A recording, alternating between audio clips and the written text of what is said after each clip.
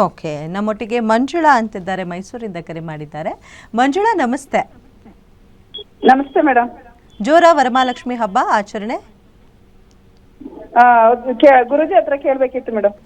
ಮಾತಾಡಿ ಗುರುಜಿ ಹತ್ರ. ಮಾತಾಡಿ. ಇದು ಈಗ ಮನೇಲಿ ಯಾರಾದ್ರೂ ತೀರೋದ್ರೆ 1 ವರ್ಷ ತುಂಬಾ ತನಕ ಹಬ್ಬ ಮಾಡಬಾರ್ದು ಅಂತ. ಮನೇಲಿ ಯಾರಾದ್ರೂ ತೀರೋದ್ರೆ 1 ವರ್ಷ ತುಂಬಾ ತನಕ ಹಬ್ಬ ಮಾಡಬಾರ್ದು ಅಂತಾರಲ್ಲ, ನಿಜನಾ? ಹೌದೌದು. ಮನೇಲಿ ತೀರ್ ಹೋದ್ರೆ ಅಂದ್ರೆ ಏನು ಅಂದ್ರೆ ಗಂಡು ಮಕ್ಕಳ ಕಡೆ ಅಂದ್ರೆ ಯಜಮಾನ್ರ ಕಡೆ ಅಕಸ್ಮಾತ್ ಮಾಡಿದ ಪಕ್ಷದಲ್ಲಿ 1 ವರ್ಷದವರೆಗೂ ಹಬ್ಬ ಇಲ್ಲ. ನಿಮ್ಮ ತಾಯಿ ಕಡೆ ಏನಾದ್ರು ಯಾರಾದ್ರೂ ನೆಂಟರು ಅಕಸ್ಮಾತ್ ಹೋಗಿದ್ರೆ 3 ತಿಂಗಳು ಮಾತ್ರ ಹಬ್ಬ ಮಾಡಬಾರ್ದು. ಅಂದ್ರೆ ತೀರ್ ಹೋದ ನಂತರ 3 ತಿಂಗಳು ಆಗೋಗಿದೆ ಅಂದ್ರೆ ಮಾಡ್ಕೋಬಹುದು, ಧಾರಾಳವಾಗಿ ಮಾಡ್ಕೋಬಹುದು, ಅದಕ್ಕೇನು ಅಭ್ಯಂತರ ಇಲ್ಲ. ದೇವಿ ಪೂಜೆ ಮಾಡೋದ್ರಿಂದ ವ್ರತ ಏನಲ್ಲ.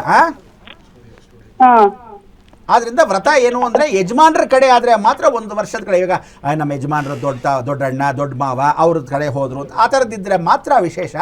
ನಿಮ್ಮ ಕಡೆ ಆದ್ರೆ 3 ತಿಂಗಳಾದ ಮೇಲೆ ಯಾವುದೇ ಕಾರಣಕ್ಕೂ ಮಾಡಬಾರ್ದು ಅಂತ ಲಕ್ಷ್ಮಿನೇ ಬಂದು ನೀ ಮಾಡಬೇಡ ಕಣಮ್ಮ ಅಂತ ಹೇಳಿದ್ರೆ ಅವಾಗ ನನಗೆ ಹೇಳಿ, ಪರವಾಗಿಲ್ಲ, ನಾನು ಹೇಳ್ಕೊಂತೀನಿ. ಏನು ತಲೆ ಕೆಡಿಸ್ಕೊಬೇಡಿ, ಧಾರಾಳವಾಗಿ ಮಾಡ್ಬೋದು, ಪೂಜೆ ಮಾಡ್ಬೋದು ಯಥಾಶಕ್ತಿ. ಹೋದ ವರ್ಷ ನಮ್ಮ ಮಾವ ತೀರೋಗ್ ಮಾಡ್ಲಿಲ್ಲ ಗುರುಜಿ. ನಮ್ ತಾಯಿ ನಾವೆಲ್ಲ ಜೊತೆಲೇ ಇರೋದು. ಈ ವರ್ಷ ನಮ್ ಚಿಕ್ಕಪ್ಪನ ಮಗ ತೀರೋಗಿದ್ದಾರೆ, 2 ತಿಂಗಳಾಗಿದೆ, ಅದಕ್ಕೆ ಕೇಳದ ಅಂತ ಮಾಡ್ರಿ ಗುರುಜಿ. ಏನ್ ಮಾಡಿ, ಸುಮ್ನೆ ಪೂಜೆ ಮಟ್ಟಿಗೆ ಮಾಡ್ಕೊಳ್ಳಿ, ಮನೆ ಮಟ್ಟಿಗೆ. ಅಂದ್ರೆ ಇವಾಗ ತೀರು ಹೋಗಿರ್ತಕ್ಕಂಥದ್ದು ಪೂಜೆ ಮಾತ್ರ ಮಾಡ್ಕೊಳ್ಳಿ.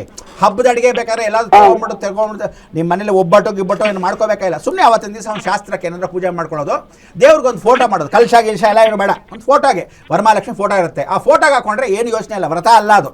ಆ ಫೋಟೋಗೆ ಒಂದು ಹೂ ಹಾಕೋದು, ದೇವ್ರ ಮನೇಲಿ ಪೂಜೆ ಮಾಡಿದಾಗ ದೇವ್ರ ಮನೇಲೆ ನಮಸ್ಕಾರ ಮಾಡ್ಕೊಳ್ಳೋದು, ಒಂದು ದೀಪ ಹಚ್ಚಿ ನಮಸ್ಕಾರ ಮಾಡಿ ಇವತ್ತು ನೈವೇದ್ಯ ಇಟ್ಟಿದ್ದೀನಿ ಅಮ್ಮ ನಮ್ಮನ್ನು ಕಾಪಾಡು ಅಂದರೆ ಸಾಕು, ಏನು ಬೇಜಾರು ಮಾಡ್ಕೊಳ್ಳಲ್ಲ ಅವಳು.